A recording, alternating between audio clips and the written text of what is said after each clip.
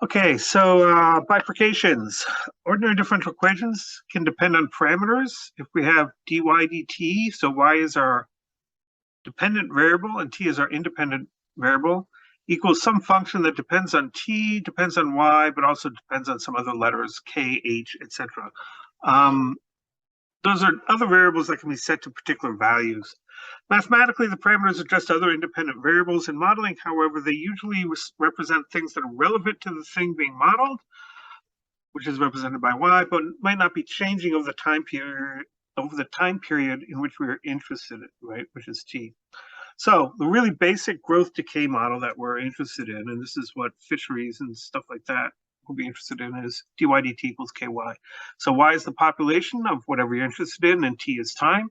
And this equation can be phrased as the rate of change of the size of the population, that's y, is proportional to the size of the population, so k times y. Rate of change, remember, is a derivative, dy dt. And the proportionality constant is k. And this can be very different depending on which model we're modeling, but doesn't change once we've chosen a population.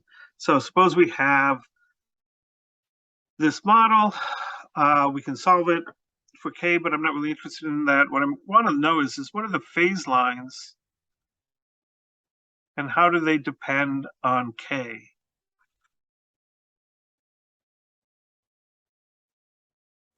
So this is an autonomous differential equation. The right-hand side does not have the independent variable t in it at all. So at k equals 0,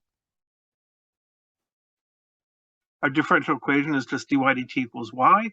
We know there's an equilibrium at 0, and we know dy dt is positive for y greater than 0, and dy dt is negative for y less than 0. So there's a phase line at k equals 0. We have a source at y equals 0 and nothing else. So k equals, say, 5, what happens? So k equals 5, we're dealing with dy dt equals y minus 5. To find the equilibrium, we set the right-hand side equal to 0 and solve for y. So y equals 5 is the equilibrium.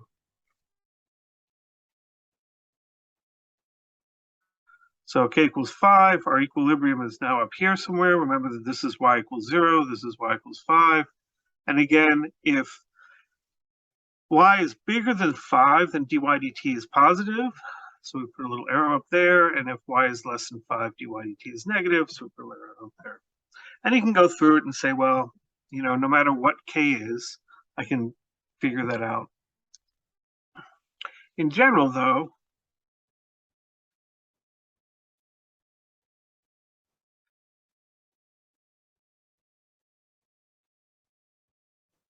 equilibria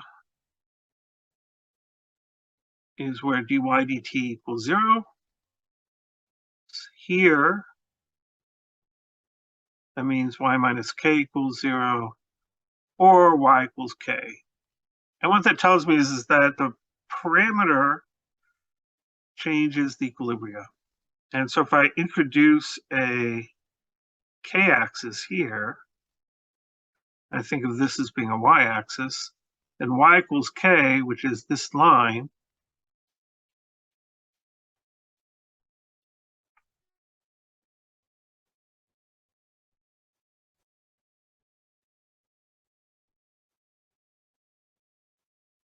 is a line of equilibria.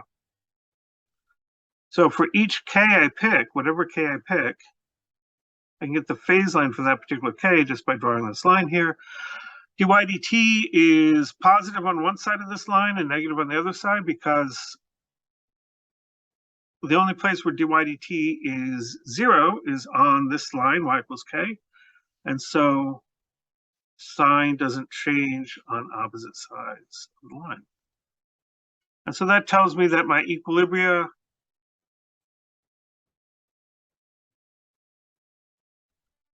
are sources no matter what my parameter k is. It's not really a bifurcation diagram at this point because nothing bifurcated. There's no difference. So what a bifurcation diagram, and this is sort of like one, it plots the equilibria, that's this graph here, as the functions of the parameters, right? So we want the equilibria equals some function of k. If there's one parameter, y equals equilibrium depends on multiple parameters if there's more than one. So the horizontal axis is the values of the parameter, and the vertical axis is the equilibria. Closer to better than that a little bit is that the vertical axis, a point k comma y, we thought of as value of parameter,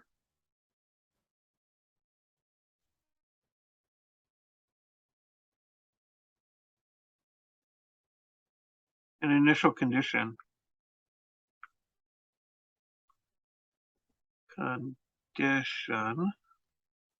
D. And what we're really interested in is there's three possibilities. At this particular value of parameter with that particular condition, is y prime positive? Is y prime equal to 0? Or is y prime less than 0? And that's our equilibria. So each region of the plane can be sign or an error whether or not dy dt is positive or negative. Vertical lines in the bifurcation diagram like this are then the phase lines for the system for that value of the parameter. So here's some problems. How do we actually sketch some of these things? I hate the way it sort of automatically does that. It's really annoying.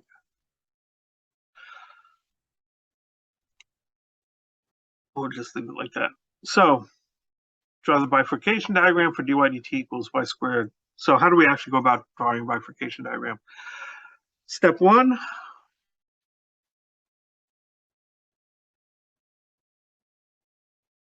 Equilibria. So, and we find the equilibria always by setting dy dt equal to 0. In this case, that means we have y squared minus 1 times y squared minus k equals 0. So either we have y squared minus 1 equals 0, and in that case, y equals plus or minus 1, or y squared minus k equals 0, and in that case, y equals plus or minus square root of k. So now we figured out what our equilibria are, and now we want to create our diagram. Create sort of dashed lines for the axes so that we know that they're not equilibria themselves. I should have gotten a tablet that's got multiple colors on it, but I didn't. So there's k, there's y, parameters going this way. So y equals plus or minus 1. Those are just, equals plus 1, straight lines. Y equals minus 1. Y equals plus or minus square root of k. Square root of k looks like this.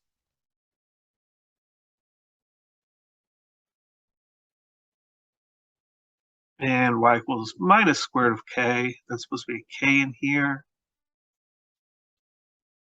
Looks like that. So that's our bifurcation diagram. So what we need to do is at each point in the plane, right, if we think of a point as being an initial condition at a particular parameter, is dy dt positive, is dy dt negative, or dy dt equals 0. We know where it's all 0, and that's these heavy lines. So let's pick a particular value for for k, and draw this vertical line. We'll say k equals something large, we'll say 5. So I'll come over here to the right to do a little calculations. Dy dt equals y squared minus 1. I should use 9, but that's okay. Y squared minus 5. And we're interested in the sign of this, positive or negative. But we can factor this, right? Y minus 1, y plus 1, y minus square root of 5, y plus square root of 5. Remember your algebra, since each one of these is to the odd power, they're all to the first power. These are all supposed to be 1s up here, not primes. All to the first power. That means this function this whole thing, changes sign at each and every one of those. And so this is positive square root of 5. This is 1. This is minus 1. This is negative square root of 5. This is minus 1. So if I can figure out what the sign is at one of these points, I can figure out what the sign is at all those points. So for large y, k equal to 5, we know dy dt is positive. If I take y equal to, say, 30, and I plug it into each one of these points, I'll get a positive number. So that tells me the sign has to be up there. And then as I change y vertically, every time I cross one of these equilibriums, I have to change a sign. So I change sign there, I change sign here, I change sign coming across there, and I change sign there. Right? You can think of this vertical line as a sign chart for this function. Right? Where is it positive? Where is it negative? Great. And so that tells me everywhere up here, for example, all this area up here, all my arrows are going to be up. And in this area here, everything is down. In this area in the middle, everything is up. Everything is down here and down here. Everything is up again. So the only region I haven't figured out now is this region here. If I pick a particular y value again, say y equals minus 5, then what do I get? I get dy dt equals, not y equals minus 5, k equals minus 5, y squared minus 1 times y squared plus 5. And this factors as y minus 1, y plus 1, y squared plus 5. This is always positive. It never changes sign because it's something squared plus a positive number. And we change sign here and here because those are both odd powers. So if I'm positive here, in between the two have to be negative, and out here have to be positive. And so that gives me the entire bifurcation diagram. Polynomials are kind of easy because once you can factor them, you just think of it as sort of sign charts. So what does that tell me about my polynomials? This, not my polynomials, what are my equilibriums? This equilibrium is a source from here to this point. And like this one is a sink until here. Coming out of here, this is a source. This is a sink. This one here is a source because everything's running away from it. And this is a sink. Then I have this little line here from 0 up to there. And that's got stuff going into it on this side and into it on that side. So this is a sink. This is like this and like that. So this is a source. This right here is a node because it's going down and then down. And note at y equals 0,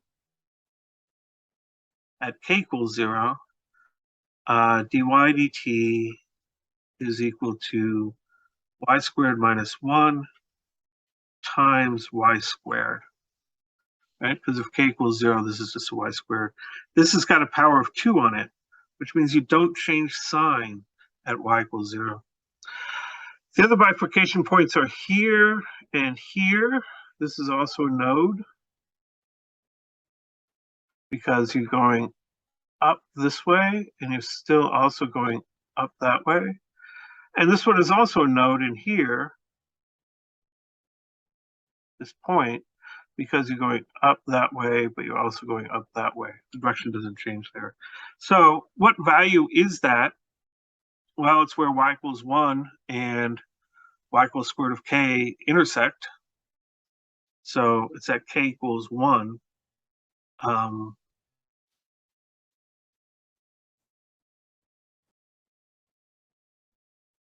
We have two equilibria.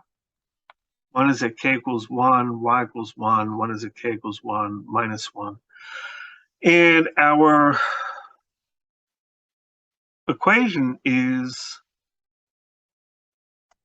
dy dt equals y minus 1 squared. That's this term, and then times y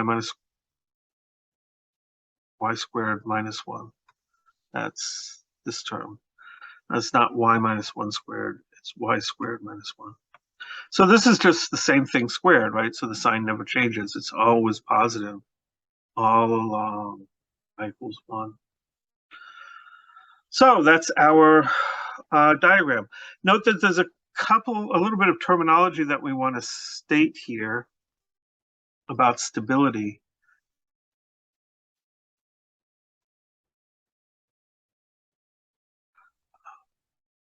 So with respect to y, sinks are stable, and that's because everything runs into a sink. But nodes, sources are not. With respect to k, and that's our parameter, sinks, sources are stable, but nodes are not.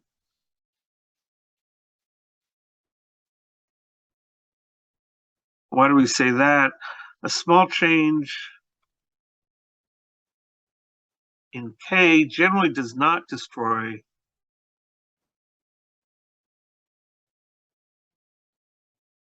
sinks or sources, does destroy nodes.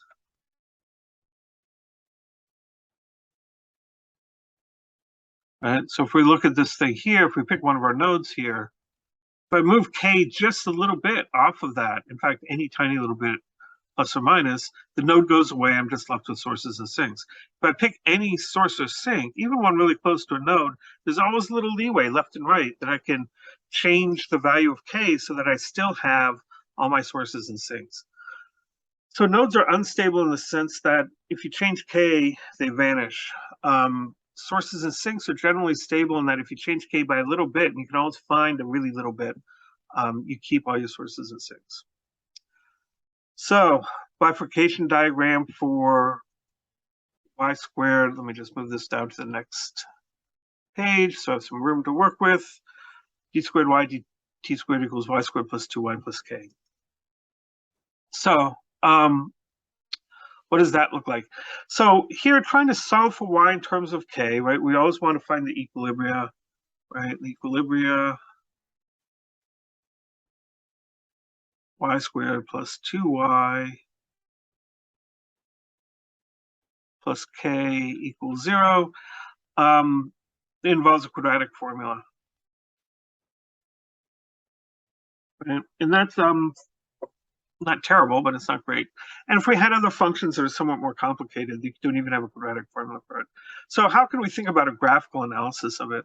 Well, the right-hand side is a function, y squared plus 2y, plus or minus some constant, right? And we know that just moves graphs up and down, adding a constant. So let me draw a graph where I have the y, that's my independent variable, and y prime, that's my dependent variable. So dy dt is equal to y squared plus 2y. And that's got a root at minus 2 and 0. And it looks like this.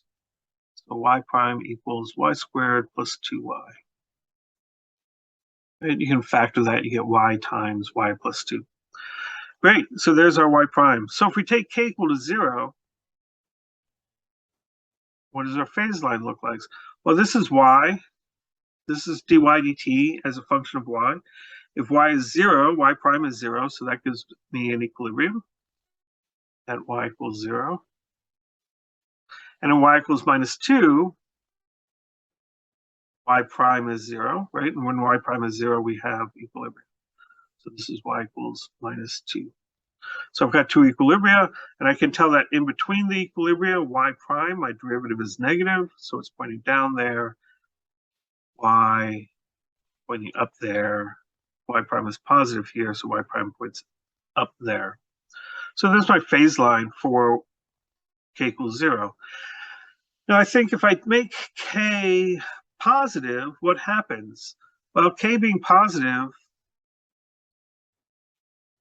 moves the graph up. If I make k very positive, I'll move it way up here and I won't have any equilibrium at all. So for a very large k, everything is just up.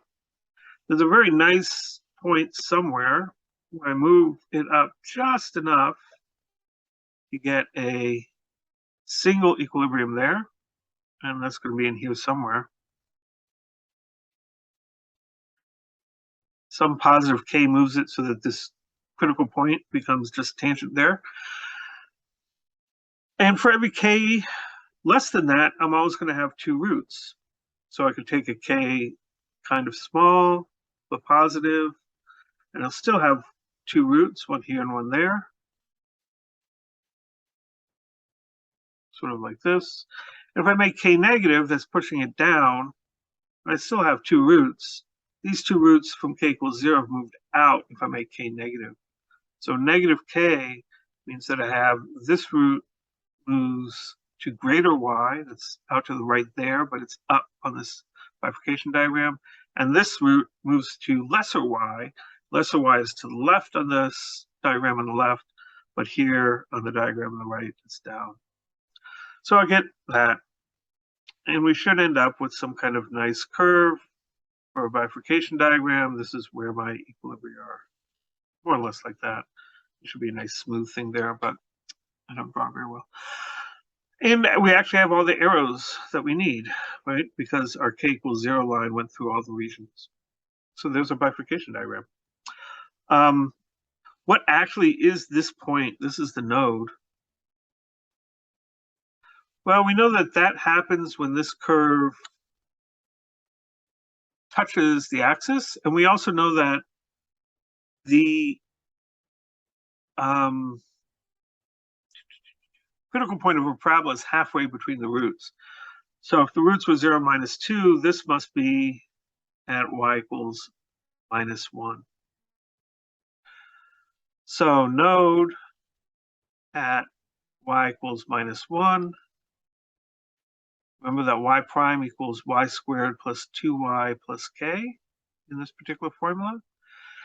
If this is a node, that means a couple things. One, it means that the derivative is equal to 0 because it's an equilibrium, and we know that y is equal to -1. -1 squared is 1, -2 plus k, and so k equals 1.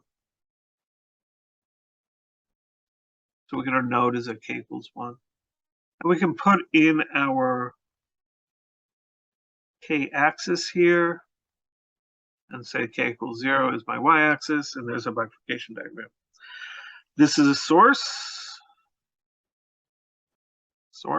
This is a sink, and that's a node. So this is another way to think about how to get bifurcation diagrams. It's very nice if you have k and you're just taking a function, moving it up and down, and you can just eyeball where the bifurcation diagram goes. So here's another one. It's similar, but a little bit different. Y squared minus ky plus 1. How can we think about that? Well, same thing. We want to solve for y prime equals 0, which is y squared minus ky plus 1 equals 0. And we don't want to get involved with the quadratic equation. So another thing to think about is if we want to solve an equation like this,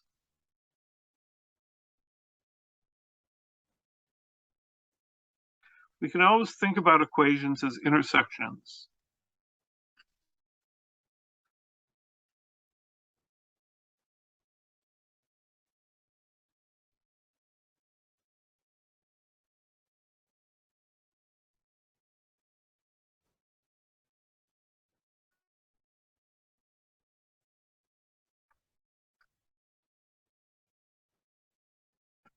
So if we think about two graphs, right, we're thinking about y prime, that's a derivative as a function of y.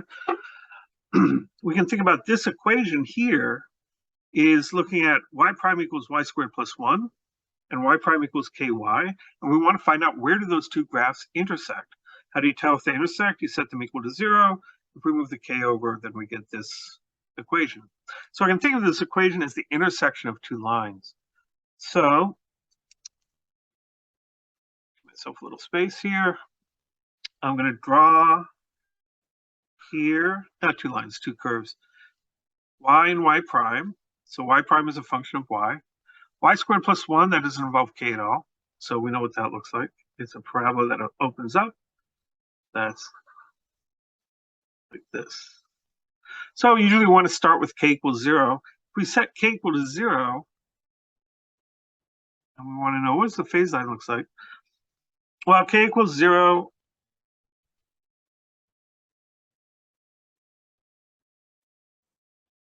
By plugging k equals 0, I just get the horizontal y prime equals 0.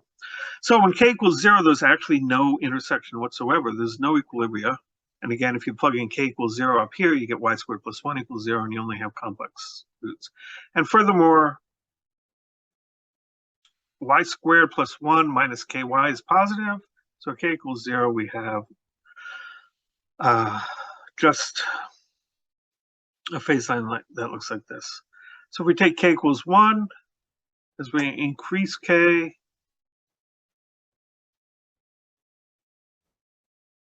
right, it looks something like that, right? And it looks like, well, the way I've drawn it, that at y equals 1, these won't actually intersect. But there is some point, right? Increasing k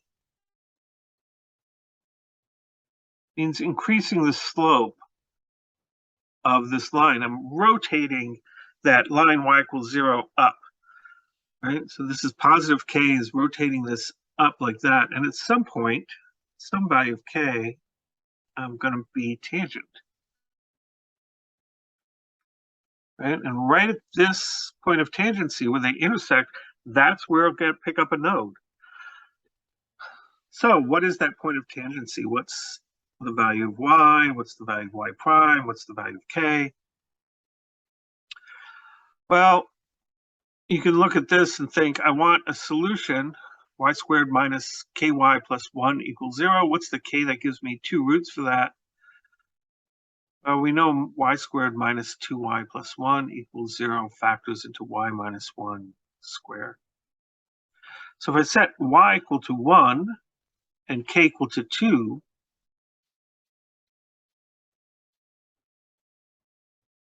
the line y equals 2y will be tangent to the graph of y squared plus 1.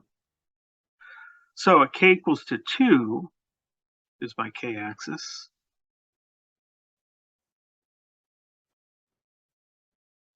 This is k. This is my y-axis. So k equals to 2 and y equals to 1, I pick up a node. And then as k increases past 2,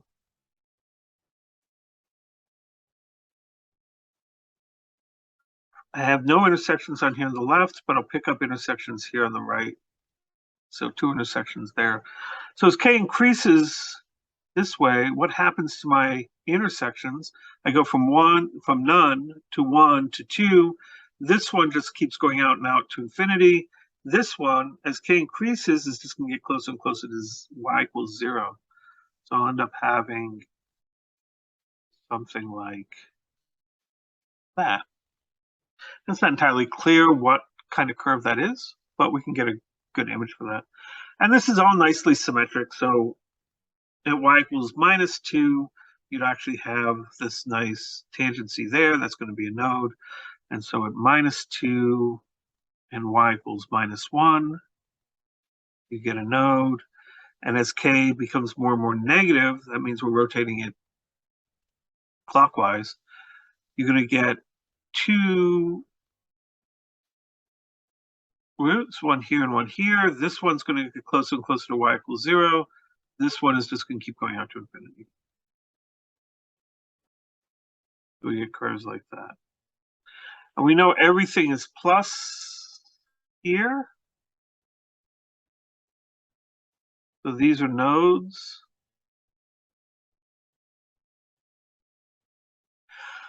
And generally, if you have a quadratic with two roots, well, if you're quadratic with two roots, then the quadratic has to change sign of both roots. So if we're looking at this, this has to be up, this has to be down, this has to be up, this has to be up, this has to be down, this has to be up. So this then is a source, this is a sink, this is a source, this is a sink. And if we think about this as moving from left to right, as k gets bigger, you start out with a source. For k negative, you start out with a source and a sink. These two get closer and closer together, bonk, bonk, bonk, bonk, and then suddenly they come together and they form a node, and then they disappear. And then as k goes from -2 up to 2, there's no equilibrium at all. And then when you get to 2, this other node just pops out into existence. And as you keep going to the right, pops into existence and immediately splits into a source and a sink as you go from left to right. So another kind of bifurcation, two came together, formed a node, disappeared, and then the node pops back up and you get your source and your sink back again.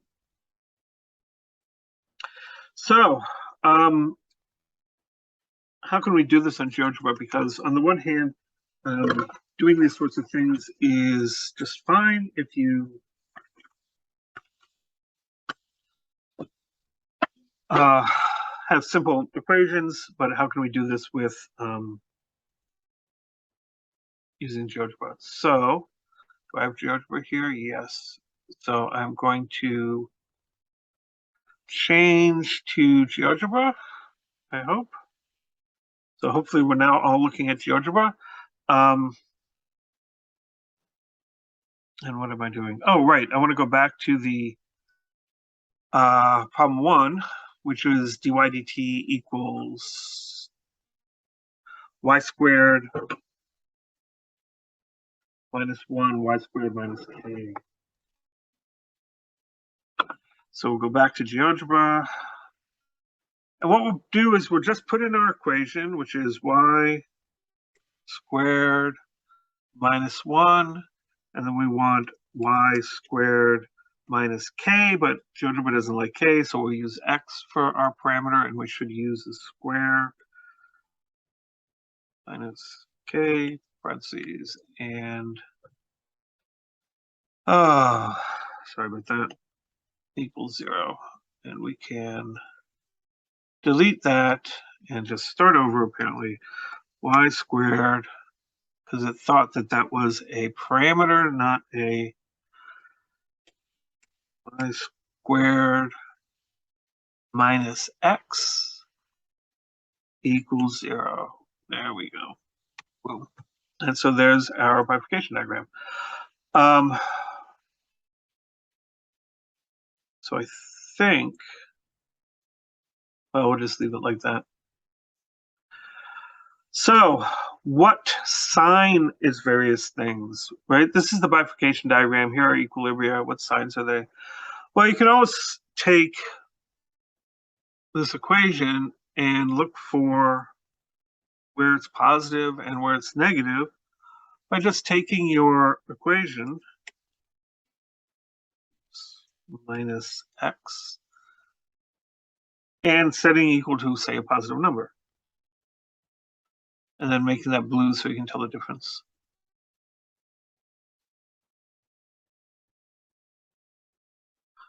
Let's see if I can close that. There we go. So what is this telling me? The red curves here are where dy dt equals 0. All right, those are our equilibria. The blue curves are places where dy dt equals 1. What that tells me is that in this region up top, where in the regions where there's a blue curve, dy dt is positive, my arrows must be going up. So if I decide to put in some arrows, where's my vectors? You know, they allow me to put in vectors. Here's a vector. So here it's up. In here, it's also up. And down here, it's also up. There's a nice thing here just to tidy things up. We can hide some labels.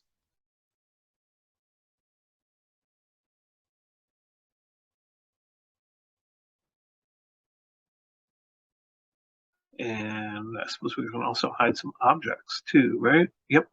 So like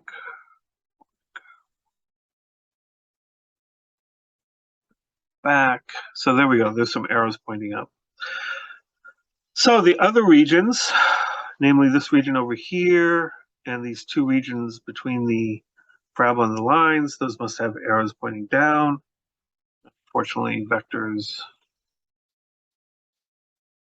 come with labels and points, so that must be down, and this also must be down.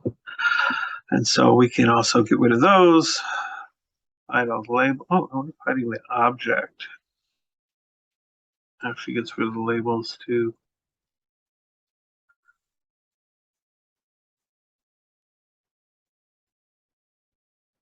There. So there's our bifurcation diagram with GeoGebra. Let's go back to algebra and we can hide the blue curves. So there's our bifurcation diagram. So it's pretty straightforward. You just sort of have to figure out whether things are up and down in various places. And so we have, let's